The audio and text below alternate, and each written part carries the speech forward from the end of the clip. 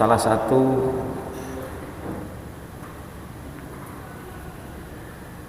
musibah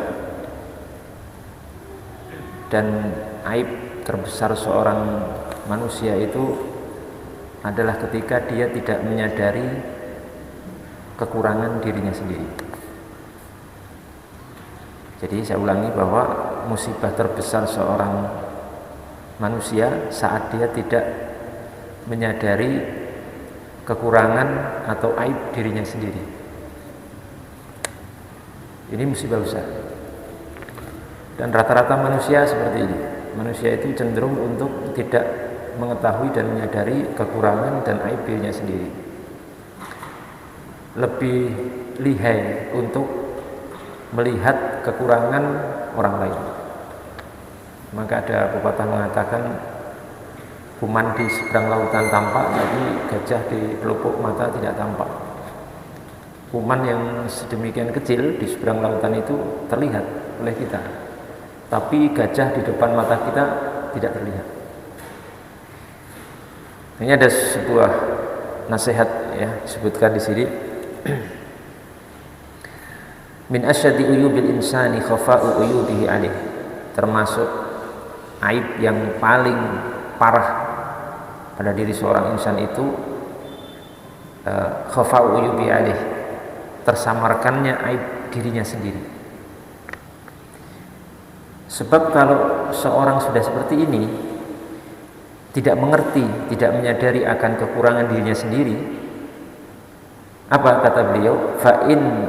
Fa inna man khafiya alaihi aibuhu khafiyat alaihi mahasinu ghairihi.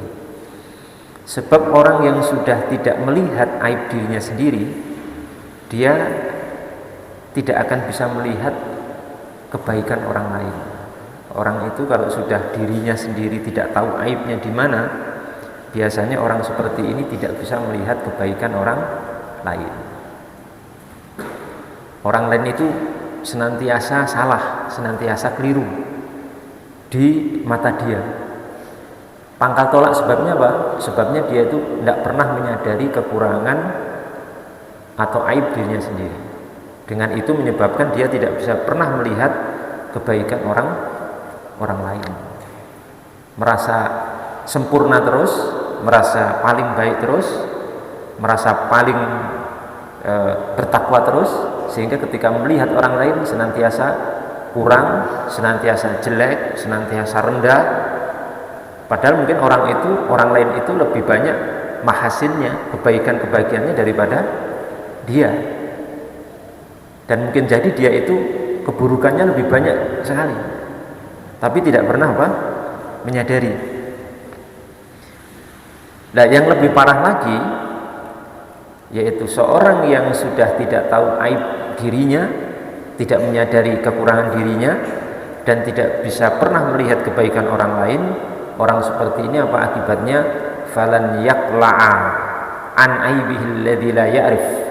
Orang ini tidak akan pernah bisa lepas dari kekurangan dirinya sendiri yang tidak pernah dia ketahui. Ya, sepanjang hidupnya dia tidak akan bisa berbenah dari kekurangannya. Kenapa? Dia tidak pernah melihat dirinya itu kurang, tidak pernah melihat dirinya itu ada kesalahan atau ada hal-hal yang tidak pantas. Merasa sudah sempurna, ya terus jalan terus, karena dia merasa sudah sempurna. Karena orang yang bisa memperbaiki diri itu orang yang sadar kalau dirinya kurang baik. Kalau dirinya merasa kurang baik, baru dia akan memperbaiki diri. Tapi kalau dia tidak merasa punya kekurangan, bagaimana dia akan melakukan perbaikan di diri? Maka seumur hidup biasanya orang-orang seperti ini tidak akan pernah memperbaiki diri karena tidak pernah merasa punya kekurangan atau kesalahan. Dan selamanya orang seperti ini walan yanala mahasina ghairihi allati la yabsur abadan. Orang seperti ini juga tidak akan pernah bisa melihat kebaikan orang lain selama hidupnya. Jadi parah sekali. Makanya ini nasihat untuk kita semuanya. Kita itu harus lebih banyak introspeksi diri daripada melihat orang lain, mengintrospeksi orang lain, ya. melihat kekurangan diri sendiri. Jangan sibuk dengan kekurangan orang lain, karena nanti kita dihukum oleh Allah Subhanahu wa taala. Hukumannya yaitu nggak ngerti kalau dirinya kurang, nggak ngerti kalau dirinya salah, tidak merasa, terus begitu sampai akhir hidupnya. Maka orang seperti ini tidak akan pernah maju, stagnan, jalan di tempat. Kalau jalan di tempat mending, nggak jalan sama sekali juga, jalan juga tidak, di tempat terus, bahkan bisa jadi dia mundur dari kebaikan. Ini salah satu sebenarnya pangkal tolaknya itu penyakit daripada iblis. Ketika iblis diperintahkan untuk sujud kepada Nabi Adam alaihissalam, iblis itu punya kaidah. Kaidahnya apa? Ananiyah, saya dan saya. Saya itu lebih baik, saya itu lebih, begitu terus. Merasa bahwasanya unsur penciptaan iblis dari api itu lebih baik dari unsur penciptaan Adam dari tanah. Ya, maka iblis mengatakan apa ketika disuruh oleh Allah Subhanahu wa taala untuk sujud kepada Nabi Adam? Ana khairum minhum, aku lebih baik daripada dia. Maka bagaimana aku yang lebih baik harus sujud kepada orang yang lebih buruk daripada saya? Saya lebih mulia daripada Adam, kok saya harus sujud kepada Adam yang unsur penciptanya lebih rendah daripada saya? Nah, ini penyakit seperti ini seringkali tidak kita sadari, ya, tidak kita rasakan pada diri kita karena saking halusnya tipu daya setan dan tipu daya iblis itu.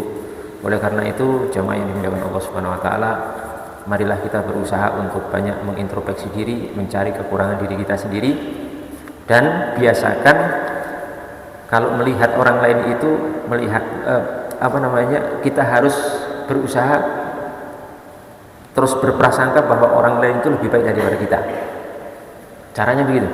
Kalau ketemu orang siapapun dia, seorang muslim, walaupun mungkin ya secara zahir penampilan itu kayaknya ya kok cuma kayak gitu ya gitu. Kita sudah pakai pakaian yang luar biasa gitu, dan lain sebagainya. Jangan pernah merasa orang itu lebih buruk dari kita. Kita harus senantiasa berprasangka bahwa dia lebih mulia daripada saya. Ada seorang imam tabi'i, Al Hasan Al Basri rahimahullah taala, mengatakan, "Ma laqitu ahadan illa wa dhanantu annahu khairum minni." Aku belum pernah ketemu seseorang kecuali orang itu pasti lebih baik daripada aku. Begitu. Jadi ketemu siapapun, dimanapun dengan seorang muslim, bahkan maaf ya, dengan seorang yang zahirnya buruk pun, kita harus berprasangka orang itu lebih baik daripada saya. Gitu caranya. Walaupun mungkin zahirnya buruk. Tatonan. Ini kok tatonan, orang yang muslim kok tatonan? Belum tentu. Jangan-jangan dia mulia di sisi Allah daripada kita. Kenapa? Ibadah kita dan amal soleh kita itu kecampuran niat-niat riya, kecampuran niat-niat selain Allah terus. Nah, orang yang tatonan itu ternyata pula amalan rahasia antara dia dengan Allah Subhanahu wa taala yang tidak pernah dia tampakkan kepada kita. Mungkin dia itu gemar menangis di sepertiga malam yang terakhir, bersujud kepada Allah Subhanahu wa taala, sementara kita tertidur pulas di saat itu. Padahal tatonan, orang yang bertato. Karena kadang-kadang kita tuh kalau ketemu orang bertato, syahwat kita itu ini ahli neraka ya, kan gitu. Syahwat kita itu ngomong dalam hati walaupun ya, ini calon ahli neraka ini. Kan begitu. Dan kita merasa sudah tinggi, jalannya pun kita beda kan di hadapan orang-orang seperti itu. Iya, merasa begitu. Saya gitu. Ini ahli neraka ini, preman tatonan. Belum tentu nanti di akhirat bagaimana nasib kita itu belum tentu, jamaah sekalian. Ya. Makanya ingat kisah 3 orang yang masuk neraka itu, ada ahli, orang yang bersedekah, pembaca Al-Qur'an, sama mujahid fisabilillah. Ini semua ada jihad, wafat, maka mati syahid berarti di dunia. Dermawan, suka menyumbang, mungkin ratusan miliar. Ada yang pembaca Quran. 3-tiganya ini masuk neraka. Coba bayangkan, dohirnya di dunia sudah sekece itu, sekeren itu, ternyata di dunianya apa? Masuk neraka. Ini bahaya sekali, karena niatnya ternyata bukan karena Allah Subhanahu wa Ta'ala, niatnya itu karena manusia. Semoga Allah Subhanahu wa Ta'ala melindungi kita dari niat-niat yang buruk, dan senantiasa kita diberikan taufik untuk melihat kekurangan diri kita. Wabillahi taufik wal hidayah, wal afu minkum. Wassalamualaikum warahmatullahi wabarakatuh.